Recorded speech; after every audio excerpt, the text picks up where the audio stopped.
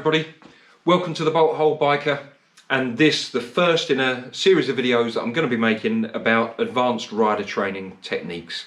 It always occurs to me that if you're going to ride a motorbike, you should at least try and be the absolute best possible rider that you can be. So last year I put my money where my mouth is on that front, and I undertook a few months of advanced rider training with RoSPA, which culminated in me taking my advanced riding test last year, which I passed, and I now have RoSPA Gold, which I'm really proud of. So I'm going to make a series of videos sharing some of the tips and tricks and little bits of knowledge that I learnt whilst doing my advanced training that might be helpful for other people that are considering doing some advanced training. So hopefully you enjoy this series of videos. The RoSPA training is all based around this book, Roadcraft, which is the police rider's handbook. And all of the RoSPA examiners are either serving or ex-police riders, so the standard is incredibly high.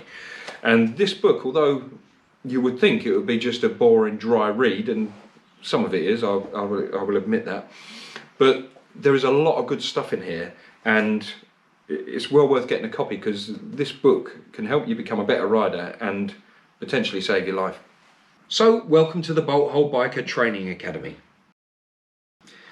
It goes without saying that you can't be a safe rider if your motorbike isn't safe. So part one in this series is a run through of a short list of pre-ride checks you should make before even getting on your bike to ensure that it's safe to ride. Roadcraft, the police handbook, has an easy to remember acronym for this: POWDDERSS.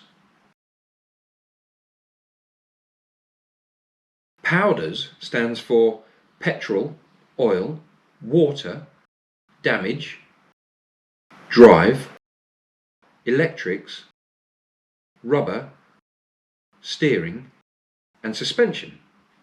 So let's go to the bike and see how quick and easy it is to make these simple, potentially life-saving checks. Okay, so these POWDDERSS checks, they're not supposed to be a bore ache or a full service on your bike. It's just quick pre-ride checks to make sure that your bike is safe to ride.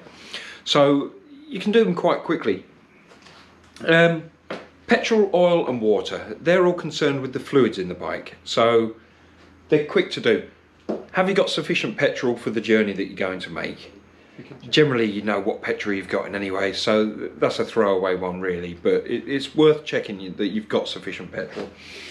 The oil and water. On most bikes you've got your visual inspection panel for your oil, so I can see on here that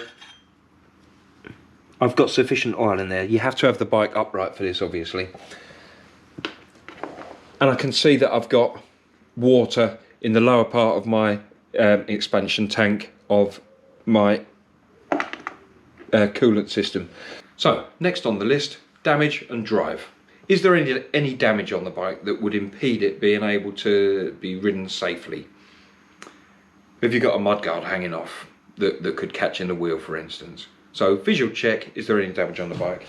On this bike, no there isn't. So, drive. Check your drive chain. Do your sprockets look like they're in reasonable condition? They're not getting too much, they're not getting wear on them.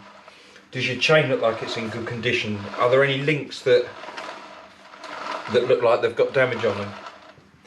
Is the chain tension correct? On this bike, there's a small flat panel underneath the swing arm that when you hold the chain up, it's supposed to be about 15 millimeters away from it. Perfect. Is it running freely? So that's fine. Petrol, oil, water, damage, drive, electrics. So, electrics. Turn the ignition on. Are the lights working? Yes, front light, full beam, flash, rear lights working, indicators, simple visual check, rear indicators, yeah, okay, brake light, hand in front of it, yes, front brake light, yes, electrics are fine, horn, that's working. Petrol, oil, water, damage, drive, electrics. Next item, rubber. There's three key areas on a bike where you have rubber.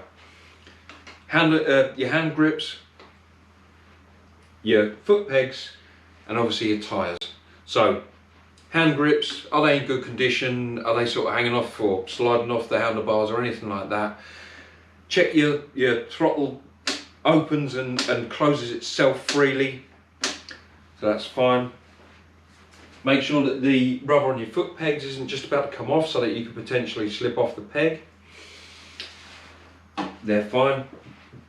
Check that your tyres, front and rear, don't have any nicks out the side of them, any bulges, any screws or nails that you've ridden over that might be stuck in the tyre. Check the whole circumference of the tyre.